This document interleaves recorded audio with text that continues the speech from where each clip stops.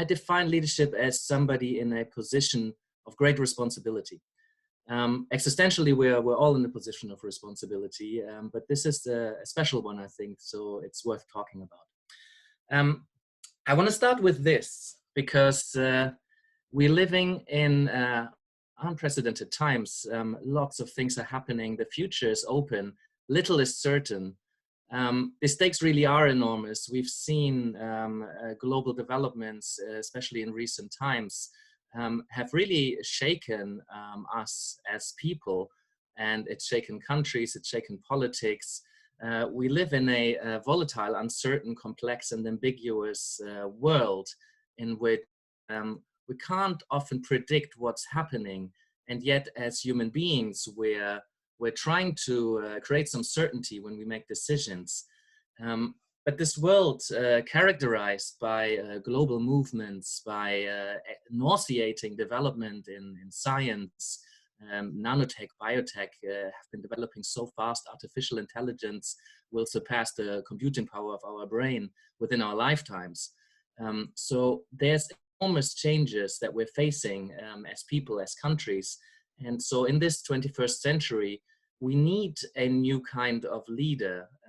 We have those kind of leaders already, but we're still having a lot of leadership in place that is perhaps not conducive to a future-proof, well, we say proof, but to a future that we can flourish into, rather than being stuck on old structures that may not be helpful.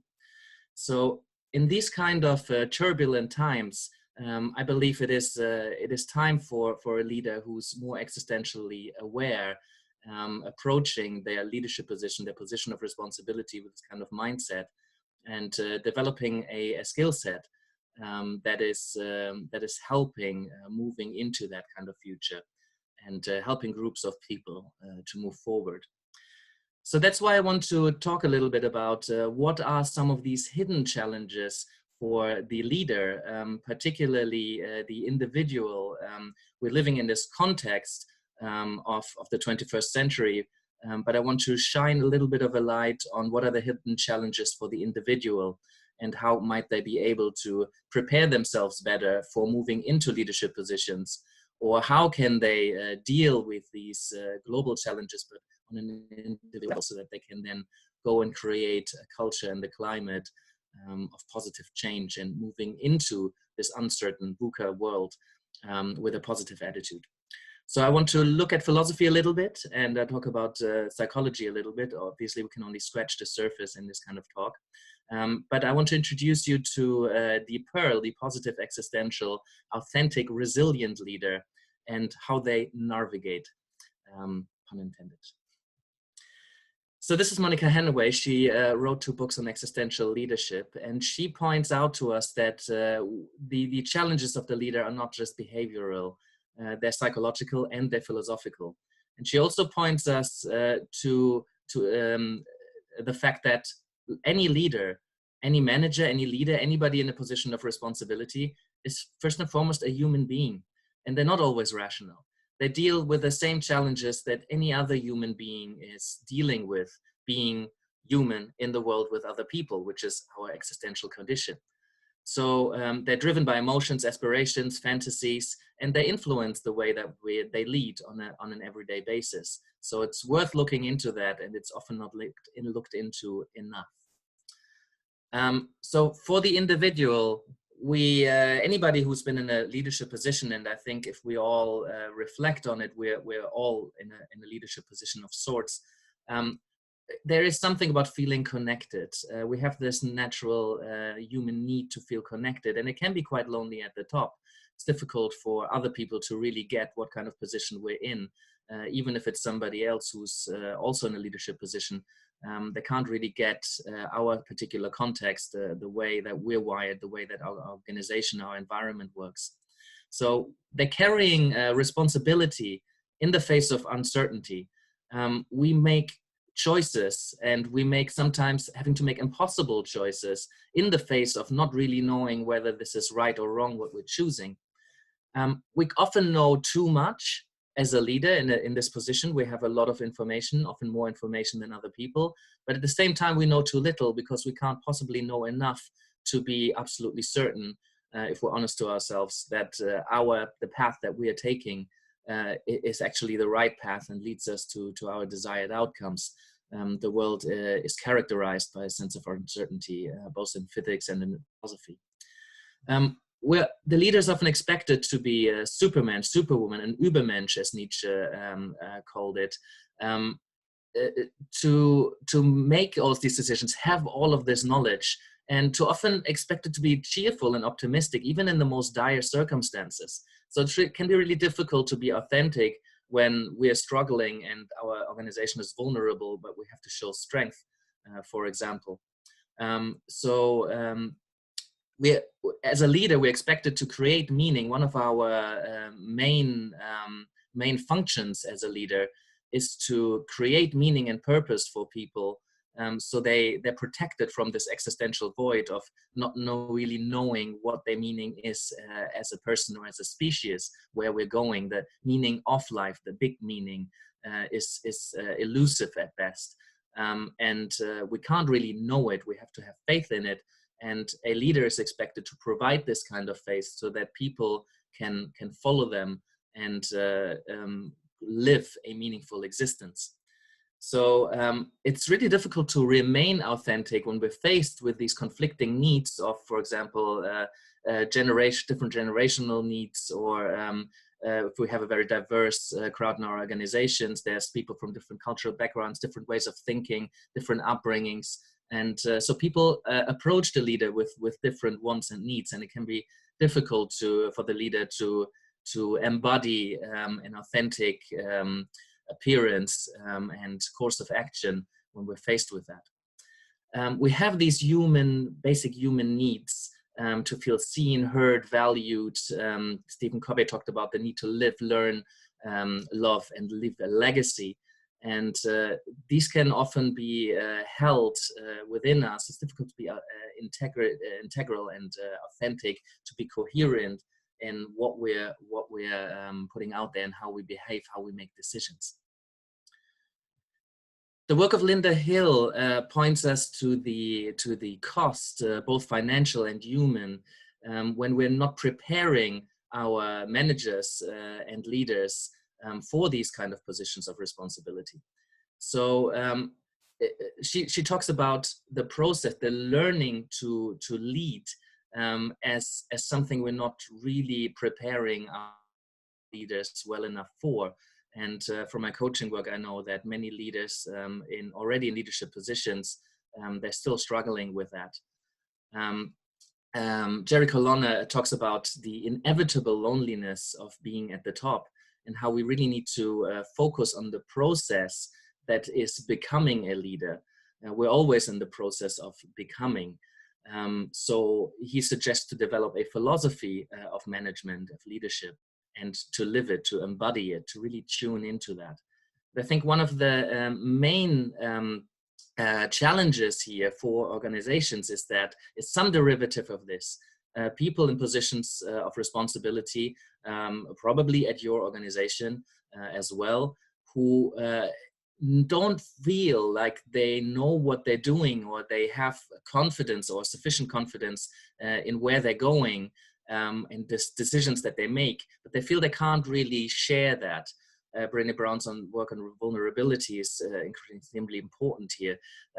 But if people don't feel like they are able, or that it's appropriate to kind of grapple with these issues of uncertainty and other inner conflicts in leadership, if we expect it to be that kind of Übermensch, then it comes with certain problems that emerge within the leader without actually having a place where they can process these. So I believe these universal leadership principles, some of these leadership principles are universal, especially at an existential level, because regardless whether you're the head of a country, the head of an organization, or, well, perhaps the head of your own body, as human beings, existentially, all of us are in a position of responsibility. So this is where the existential philosophy comes in. Existentialists have argued that these four areas of freedom, isolation, meaninglessness, and death and endings, temporality, this is what we all share as people. And I think they are particularly pertinent when we get into a leadership position where arguably the decisions that we make affect a lot more people, so the responsibility weighs more heavy on us. The sense of freedom that we get from getting to choose, getting to make the decisions, at the same time having to choose. Sartre talked about we are being condemned to be free, and that there is a weight to that. So we all carry this as human beings, but particularly as leaders. I talked about the isolation at the top. Nobody can really get what we're going through. It's even if we've been with the same therapist for 20 years, the same partner for 20 years, they might have a lot of connection with us, and they might show a lot of empathy, but truly really knowing what it's like to be me, it's impossible. So that's why existentially it's lonely to be a person. We're grappling with absurdity in leadership positions. Often we're expected at the lower leadership positions to enforce decisions that we may not agree with. So we grapple with that kind of sense of authenticity. But also we are forging a path. We're creating vision statements. We're painting a future where we aspire to go and have decided that this is going to be an aspirable future. But we're creating meaning in the face of nothingness, in the face of a meaninglessness of the whole world, because we can't really know whether that is meaningful as a whole. We just have that kind of faith that this is something that is worth going towards. But ultimately, while we're faced with some person who disagrees with us and shows us that that perhaps may be the wrong meaning. So there's always an argument around that. And death, and death meaning the ultimate ending, we're facing endings all the time. A existential leader is acutely aware of the importance of time and temporality. Any crisis can end a person's leadership, a company, an organization. In the startup space, this is particularly pertinent. The awareness, the acute awareness that things could be over. COVID has shown us that whole industries can collapse within a matter of weeks.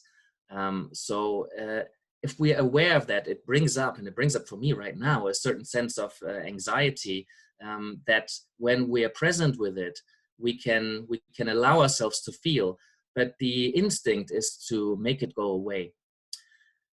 So the existential leader protects us from these existential concerns. The existential leader protects people from their sense or the anxiety that pops up when we tune into our freedom, the uncertainty of the world, endings, the meaninglessness of the world, and our initial isolation. So they provide a meaningful project. They invite us to follow them.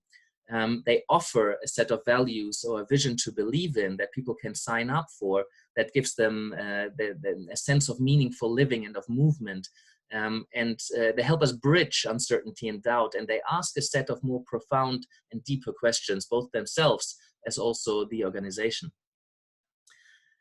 So that brings me to that leadership model I've developed a couple of years ago, where that depicts these elements of existential dimensions that come with a leadership position, or with the human condition, indeed. So that sense of uncertainty, isolation, endings, temporality, dilemmas that we're faced with, not just because of our human condition, but because of the uncertainty of the world. There's so many defense mechanisms that I see at play in my coaching work with people in leadership positions of responsibility.